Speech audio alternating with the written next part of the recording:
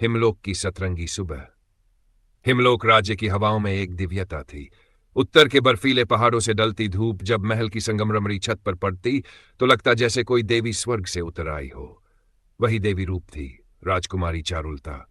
नीलकमल सी आंखें, हंस जैसी चाल और मुस्कान में ऐसी शांति जैसे जल पर बहता चंद्रमा। चारुलता को राजनीति नहीं भाई। महल के अतिरंजित रीति रिवाज, दरबारी चमचमाहटें, विवाह प्रस्ताव, सब उसे बोझ लगते।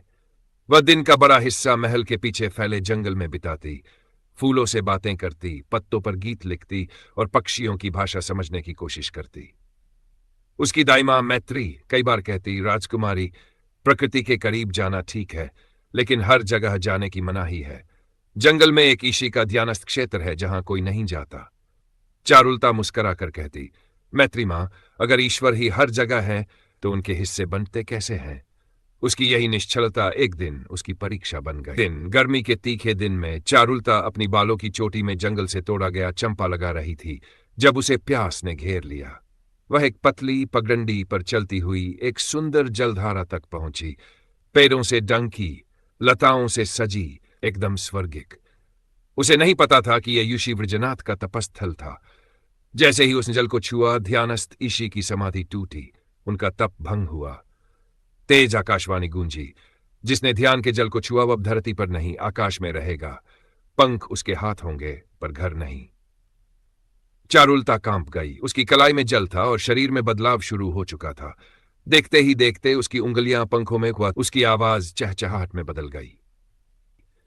नन कोई भाषा, नन पहचान, बस एक सुंदर परिंदा जिसके पंख सुनहरे थे और आंखें इंसानों जैसी उदास। चारुलता ने जंगल के सबसे ऊंचे बरगद पर बसेरा बनाया। दिन में वह आसमान नापती, रात में चांद से बातें करती। उसे सबसे ज्यादा दुख इस बात का था कि अब उसकी बात कोई नहीं समझता। उसका गीत, जो कभी रचनात्मक शौक था, अब उसकी पुकार बन चुका था, पर वह पुकार किसी तक नहीं पहुंचती थी सिवाय एक के, प्रांशु का संगीत। वही जंगल के पास था एक गांव, शांत साधारण। वहां रहता था प्रांशु, एक अनाथ युवक जिसने अपने माता पिता को बचपन में ही खो दिया था। वह बांसुरी बजाता था और गांव के बच्चों को गीत सिखाता। एक दिन उसकी बांसुरी की धुनों के बीच गगनपंछी का स्वर घुल गया। पहली बार उसे ऐसा लगा कि कोई उसे सुन रहा है। प्रांशु रोज आता और गगनपंछी से बात करता, तू बस परिंदा नहीं है, तेरी आंखें कुछ कहती हैं। क्या तू कोई कहानी है? गगनपंछी उसकी आंखों में देखती और हर दिन अपना गीत दोहराती। अब वह एक संवाद बन गया था। एक सपना देखा, एक राजकुमारी झील में डूबी जा रही है और वह उसे खींच नहीं पा रहा। जब वह जागा तो उसे विश्वास था कि गगनपंछी एक रहस्य है। उसने गांव के वृद्ध पुजारी से पूछा। उन्होंने बताया, पुराने शास्त्रों में वर्णन है कि कुछ आत्माएं रूप बदलकर धरती पर विचरण करती हैं, मोक्ष की तलाश में। अब प्रांशु सिर्फ बांसुरी नहीं बजाता था, वह गगनपंछी को मन से सुनने लगा। और एक दिन जब उसकी धुन में दर्द था, गगनपंछी के गीत में एक मानवी सिसकी गूंज गई। अध्याय 6, ऋषि की वापसी। उसी दिन ऋषि वृजनाथ पुनः प्रकट हुए, जंगल में उस बरगद के नीचे। तुम्हारा हृदय अब परे देखता है, क्या तुम जान सकोगे इस पक्षी का रहस्य? प्रांशु बोला, मैंने इसे प्रेम किया है, बिना समझे, बिना देखे, बस महसूस किया। ऋषि मुस्काए, तो अब समय है, शाप टूटेगा, परंतु ये राजकुमारी अगर चाहे। गगनपंछी नीचे उतरी और प्रांशु की गोद में सिर रखा, एक बार फिर चहचहाहट से एक स्त्री की धीमी आवाज में बदलते हुए। अध्याय 7, की पुनर्जन्म। चारुलता फिर मनुष्य बनी, नग्न नहीं, संकोच में नहीं, बल्कि प्रकाश से ढकी, मुक्त। उसकी मुस्कान में वही सादगी थी, पर आंखों में अब अनुभव था। प्रांशु उसे लेकर गांव आया। लोगों ने हैरानी से देखा, एक राजकुमारी एक कलाकार के साथ, पर उनकी जोड़ी में कुछ ऐसा था जिसे कोई नकार नहीं सका। अध्याय 8, महल की पुकार और इंकार। हिमलोक के सिपाही उसे लेने आए। राजा बहुत बीमार है राजकुमारी, महल आपका इंतजार कर रहा है। चारुलता ने देख महल की गहराई, परिधियों की तंगी।